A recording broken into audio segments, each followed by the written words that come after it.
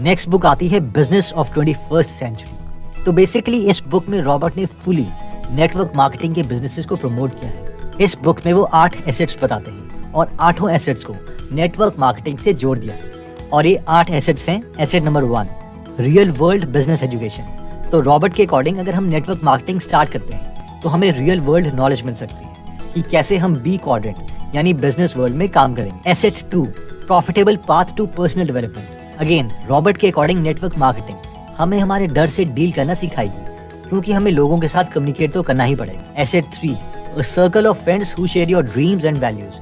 तो अगेन इनके अकॉर्डिंग हमें नेटवर्क मार्केटिंग में बिजनेस की नॉलेज तो आएगी ही आएगी, लेकिन हमें वो दोस्त नहीं मिलेंगे जो लाइफ में हमारी तरह ही सोच रहे हैं। Asset 4, the power of your own network. तो इनके अकॉर्डिंग जो पावर है वो प्रोडक्ट में नहीं बल्कि पावर जो है वो नेटवर्क में है, यानी हम कितने लोगों को जानते हैं। तो बेस्ट स्ट्रैटेजी यही है कि हम खुद का नेटवर्क बनाएं और उसे बड़ा करते रहें, और ये नेटवर्क मार्केटिंग से पॉसिबल है। एसेट 5, अ डुप्लीकेबल फुली स्केलेबल बिजनेस। यानी नेटवर्क मार्केटिंग में स्केलेबिलिटी का कोई इशू नहीं है, हम जितने ज्यादा लोगों को चाहें उतनों को प्रोडक्ट सेल कर सकते हैं। Asset 6, incomparable leadership skills. इसमें हमारी लीडरशिप क्वालिटीज बहुत जल्दी बढ़ेंगी। Asset 7, a mechanism for genuine wealth creation.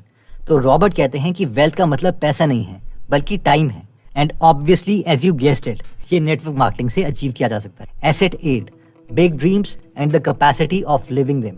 यानी नेटवर्क मार्केटिंग से हम बड़ा घर और बाकी बड़े ड्रीम्स अचीव कर पाएंगे और इवन खुद को पूरा ट्रांसफॉर्म कर पाएंगे।